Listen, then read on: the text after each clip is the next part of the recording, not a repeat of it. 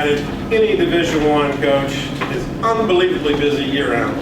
So we have our head women's soccer coach, Chris Adams, here with us today. Did a fantastic job building a really successful program in Division II for a long time, and then came here and immediately turned around our program that really had a lot of turnover and flux. So fantastic job. So Coach Chris Adams, I'll turn it over to you. Thank you. Thank you. Morning. How we doing? Fired up. Good deal. Yeah, just want to take I was trying to think and put myself in your shoes. I'm 51, so it's been a while since I was sitting in your shoes, but think, what is it that I would want to know if I'm sitting there from you guys? Well, I'm going to start with just an introduction. My name's Chris Adams. I was born in Fitzgerald, Georgia. My parents got divorced. My mom went back to get a graduate degree at the University of Georgia. So I lived in Athens, Georgia from the time I was 5 till about I went off to college. I think impact of sports started very, very early for me. There were two things that happened in Athens, Georgia that have impacted me greatly. One is because I was faculty dependent, I had football tickets and got to watch the Herschel Walker years. And I think just the passion for football and what Herschel Walker did for football at UGA was amazing. Also, it was the Dominique Wilkins era of basketball, which was very important as well. So Vernon Fleming, that played on that team, was one of the only married people, so he lived in family housing like me and my brother and mom did. And every day after school, I'd come drop my backpack. Vernon Fleming would shoot baskets with me for about 30 minutes. So I had a passion for sports at a very early age. I just didn't know what I was going to do with that. I went off and played at Presbyterian College in South Carolina. At the time it was a private school, scholarships were small. I didn't stay and see it out. It's one of the regrets of my life is not seeing out my collegiate career. I transferred back to the University of Georgia where most of my friends were, and about 6 months later I started missing soccer. It had been such a part of me, and I started missing soccer, so I was like, okay, what am I going to do? Well, just by chance, I see an advertisement that the University of Georgia is starting a women's soccer program. So at that point, I went to the coach and told him, hey, I played collegiately, I want to volunteer and I want to do, I want to start from the ground floor and work my way up. So I'll do all the tasks that you don't want to do. So he basically provided me a list of things, and that's how I got my start. And from 95 through 98, the first 3 years of the women's program, I was a volunteer assistant at the University of Georgia. I made a whopping $5,000 for 3 years. All right, was how I got my start in coaching. So that was how I started at UGA 95 through 98. Then when I graduated my undergrad, I went and did a graduate degree at Jacksonville State University in Alabama. That experience was a little bit misled, to be honest. As a GA, was told that position would go full-time. That didn't happen. I had gone to Jacksonville State to be truthful, to be a coach, not to get my graduate degree. So unfortunately, I left there. Ran a soccer club for 2 years as director of coaching in Athens. Then I had a teaching degree, so I went and taught for 2 years at Clark Central High School. I'd actually been a lay coach at Clark Central the same time I was a volunteer at UGA. Because I was not being paid, basically I was working as a lay coach at Clark Central High School during that time frame. Was very blessed to have very talented teams and players that part. So learned a lot from that time frame where I at least got to coach the men and the women, since my role at UGA was very limited. After that, I went to University of North Georgia. They were NAI at the time. I coached the men and the women for $25,000. I was 25 years old, first head coaching job, but 25 grand is what I got paid for coaching 2 programs. A year later, and the only reason I took it a year later, they bumped me to 30, and then after the second year, They let me decide and take over one of the programs, and then get help find a coach to coach the other program. I had my connections on the women's side of the game. Also, to be truthful, the women were great students. They were of high character, and so I chose to keep the women's program, even though my men's program was more established at the time. Did that for 18 years. We went from NAI to D2 in that time frame. Very pleased. We were top 10 in the country. We got as high as number 2. Never made it to number 1. Made it Sweet 16, and 7 out of 9 years that I was there, the last 7 out of 9, we made the NCAA tournament and always won our first round game. That kind of fast forward, that provided me the opportunity. I had not applied. I got cold called and recommended. So Jared Vinko, our AD here, called me out of the blue and said that I came highly recommended and wanted to speak to me about the position that they had here at Georgia Southern. So I came here during COVID. We were ranked number 319 out of 342 teams in RPI. There were not too many teams worse than Georgia Southern at the time. So someone else's mess up is what usually creates someone else's opportunity. And so I had to look at the landscape and figure out why Georgia Southern had not been successful. So the first place I looked usually comes back to money. So I looked at scholarships and figured out, no, they were fully funded. We had 14 scholarships to recruit high-level players. Secondly, I looked at academics. You had loads of majors, a high-quality academic institution. So no, it wasn't the academic piece. That was not the reason. Then I looked at the roster, and I realized there weren't very many Georgia kids. And we have Hope Scholarship in the state of Georgia. So I thought, well, I think there's a mismanagement piece right there.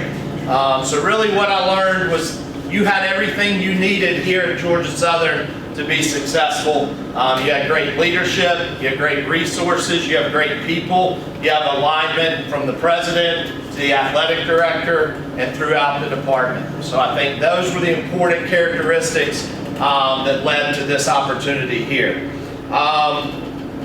One other little caveat, and then I'll come back.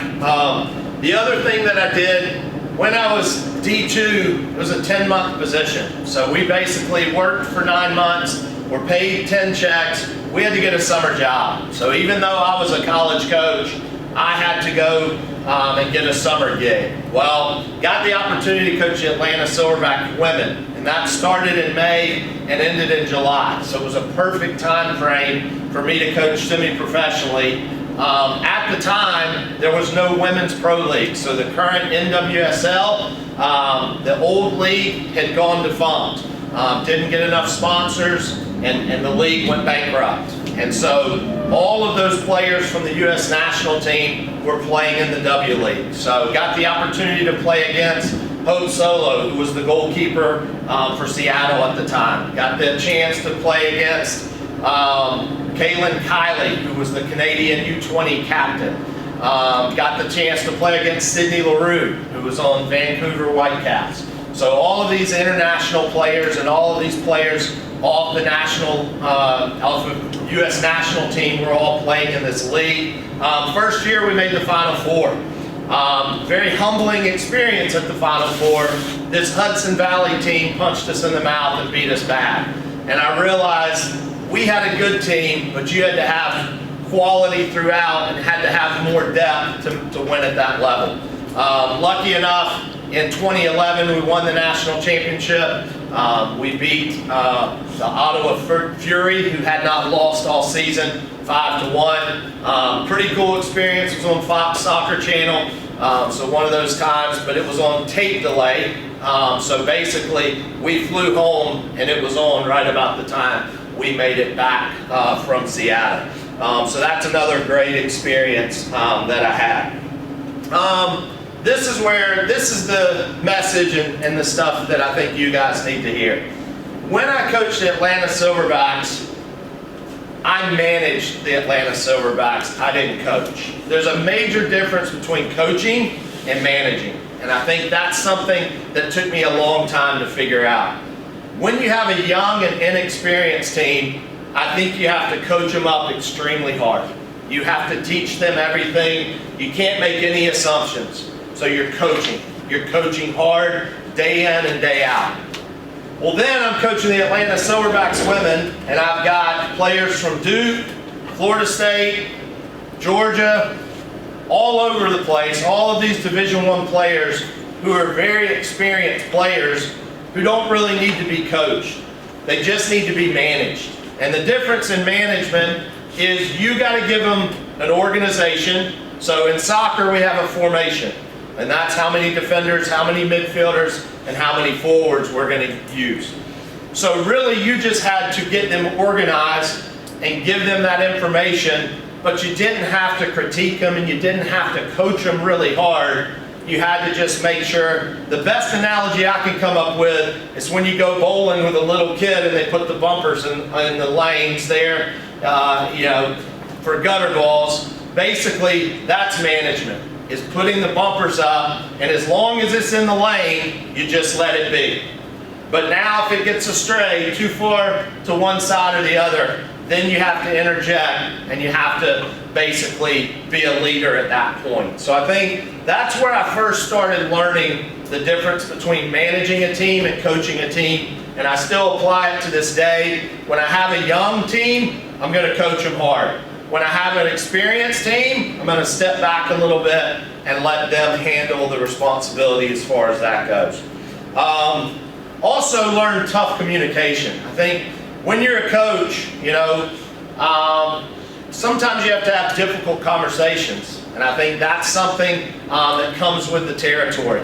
The toughest situation and conversations I had with Atlanta Silverbacks, I didn't really agree with the rules. You could dress 18 players and you could play 17 players. So every game day, there was somebody that was not going to play. So the first week, I pretty much decided, unless the goalkeeper gets hurt, I'm not changing the goalkeeper. So I had to go have a conversation with the Florida State starting goalkeeper and tell her that she would not be playing for that day, and that unless there was an injury to the starter, she would be the player who I designated for that particular day that would not be playing. But I expected her to be mature about it and to stay ready because an injury could occur at any time. And so, not my favorite conversation to go up to the starting keeper from Florida State as a D2 head coach and tell her, oh, by the way, you're not playing today. But I think when you do it in the right way and you give people that information, I think they respect you. And I think that's an important part of coaching, is making sure that you're respected. People aren't going to always agree with your decisions. That's just a given, right? They're not going to agree, but they need to at least respect you. What I've found is by having that open and honest communication with players, they're not going to always agree with you, but they at least will respect you. If you keep that information from them, then I think you're just not being open and honest, and I don't think you can expect to have open and honest communication going both ways if you're not modeling that as a coach, right? So that's one of the things that I learned from that, was coaching versus managing and having difficult conversation. Then the next part, fast forward, Jared Biko here, I've always had non-negotiables. That's always been the case. With every coach, there's hot buttons, there's stuff that they're just not going to give. For the first time, I've put the non-negotiables down on paper. And so I have 3 of them here that are they're non-negotiables, and there's no leniency whatsoever. Number 1 is early is on time.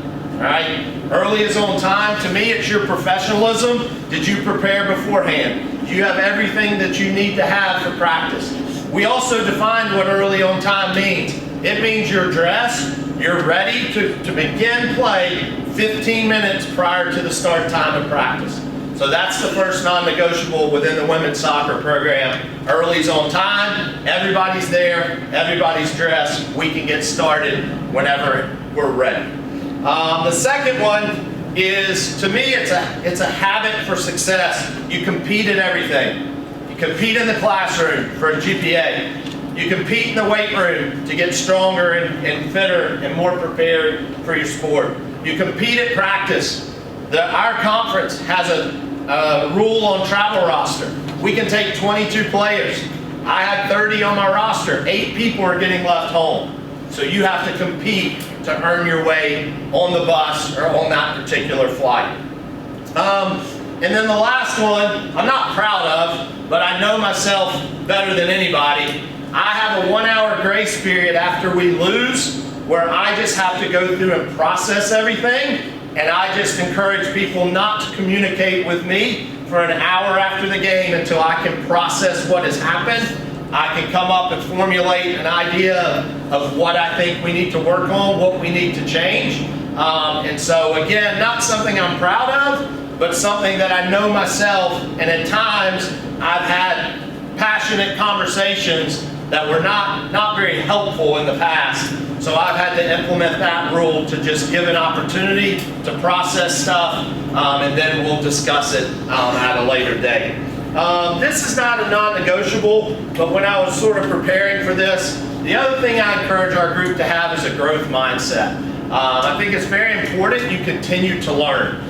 So having a growth mindset, continuing to learn, no matter what year you are. I'm 51 years old. I've been a college coach for 27 years. I'm still learning to this day. And so I think you have to keep learning. The moment you're not learning and you're not staying modern with the game, that's probably the time to hang up the whistle and call it quits. All right? So you have to keep a growth mindset and you have to keep growing in the sport. Talk a little bit of detail about here, and honestly, hope I don't throw my shoulder out and pat myself on the back here. It's not about me, it's really about promoting our brand and our program. I told you our RPI was 319 out of 342. This past season, we got down to 47. We ended the season at 53, all right? So we're starting to get where we want to be.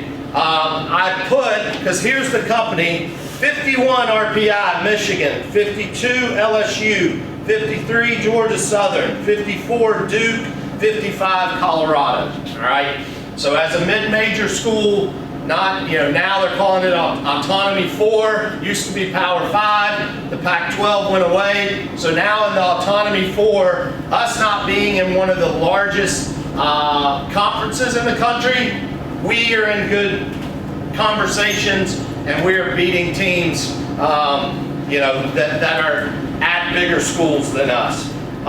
Probably our best result, there was really 2 of them. We won on the road at Miami this past year, 2-1, which beating an ACC school I think was very important.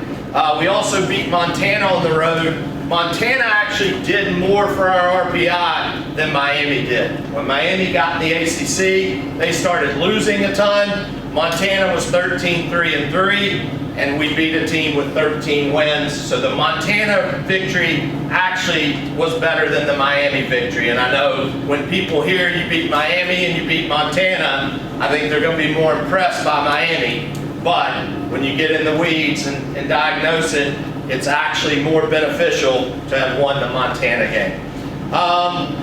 We also beat Florida 2 springs ago and tied Florida in the preseason game this past year. We have them coming back to us to open up next fall. It's an exhibition game, and they're coming to us on August 10th. So we're playing the University of Florida August 10th here on campus, and hope we can create a passionate and raucous environment for them to come into. All right, next category, things I wish I knew as a younger coach. All right, things that I wish I knew. This is a really tough one. When to let the game teach them, sometimes less is more.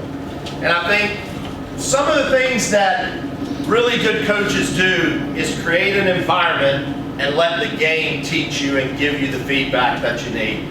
And so as a young coach, I think you just want to fix. You go into fix mode. And the problem is, you think back to when you played sport, did you want to play for the coach that let you scrimmage and let you play?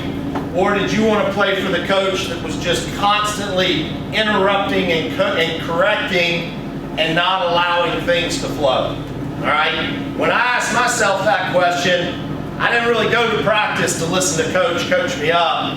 I went to practice to have fun, to play the game with my friends. And so I think what I've learned over time is if you create a good practice environment, the game will teach them what you want them to know.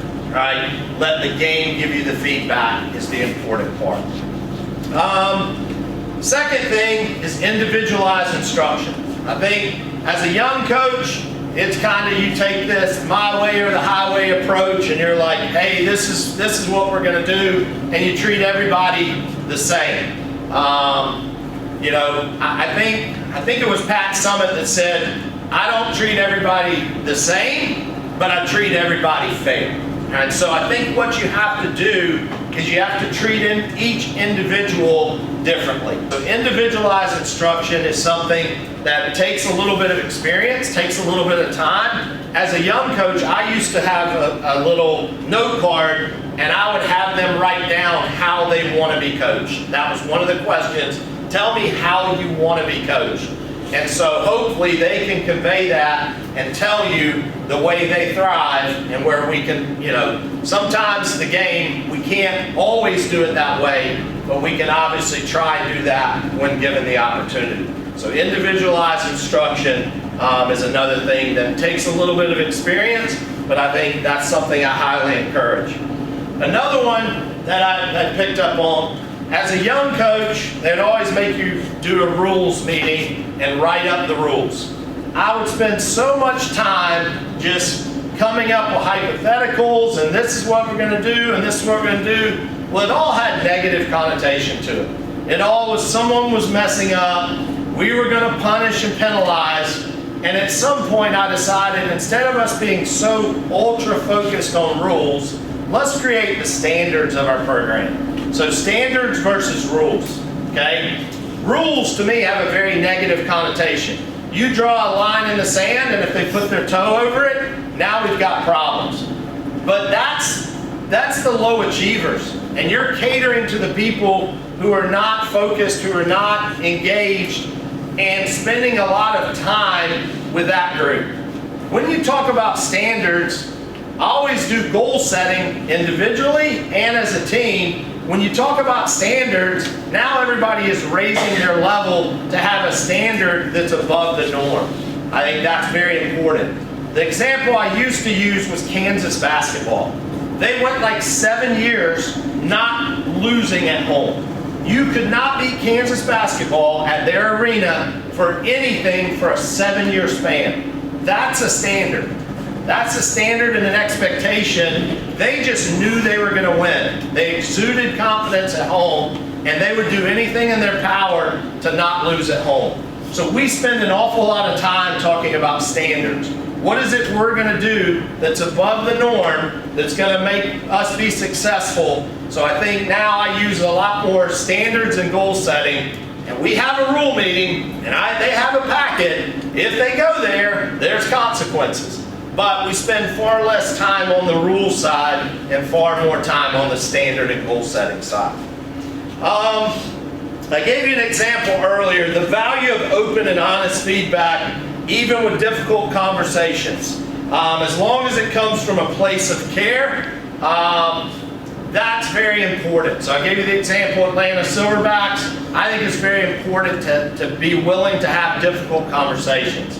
Our athletic director has a saying. He said, we're here for you to love us at 40, not like us at 20. So there's many days you're not going to like. I'm pushing you and getting the most out of you. So I'm not really here to be your friend. I coach 18 to 22-year-old females, and I'm a 51-year-old male. We're not really in the same friend group, all right? So I more so want to make sure that I'm respected, make sure that I'm getting the most out of you, and that you know that I care about you. And that's why when I have to get on people or I have to have difficult conversations, it's important to have a relationship with them to know that it comes from a place of care.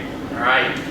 So that's one of the other things. At my last school, right before I left, one of the dads went on their own official visit. One of the dads went upstairs, asked the current players. I stay downstairs. I don't want to go in anybody's apartment. So I'm sitting down in the common area. The dad and mom and recruit go upstairs, and the dad pulls the players aside and says, "What's it like to play for Coach?" They said he's tough but fair, and I'm good with that. I'm good with that because I am going to be tough, and I am going to get the most out of my players. But I also want them to know that I'm fair and that everybody's given the same opportunity to succeed. So that's how I've been described. I'm okay with that. All right. A couple more little stories, and then I'll open it up to questions from you guys. I learned, wisdom is learning from other people. And so Mark Richt was the football coach when I was at Georgia. The thing I learned about Mark Richt, every staff meeting that we had, he knew every single person's name in the room. He shook everybody's hand, and he sat with the janitors. Every meeting he sat with the janitors. He made sure he treated everybody the same. And I really respected him for that. He got them Christmas presents. He didn't get anybody else Christmas presents, but the janitors got Christmas presents from Mark Richt. Then the basketball coach at the time was Tubby Smith, right? Tubby Smith had basketball rolling at UGA. Tubby Smith somehow knew when every sport played and who you were playing against. So you'd be walking into the office, he'd be heading to practice, and he would say, "Good luck against Kentucky today." And I'd stop and I'm like, how does he know we play Kentucky today? So he always kept up with everybody in the athletic department, and he always knew who you were playing, and he always made sure he checked in with you. So I respect him for that. That was so cool to have Tubby Smith, telling the nobody volunteer assistant, good luck in our game for that day. Then I was fortunate to work with Mark Turgeon. He was while I was at Jacksonville State. He went on from there, I think, to Wichita State, I believe Texas Tech or A&M, I can't remember which one, and then to Maryland. Had a great coaching career in basketball. Mark Turgeon's one of the ones where they talk about cross-training and stuff.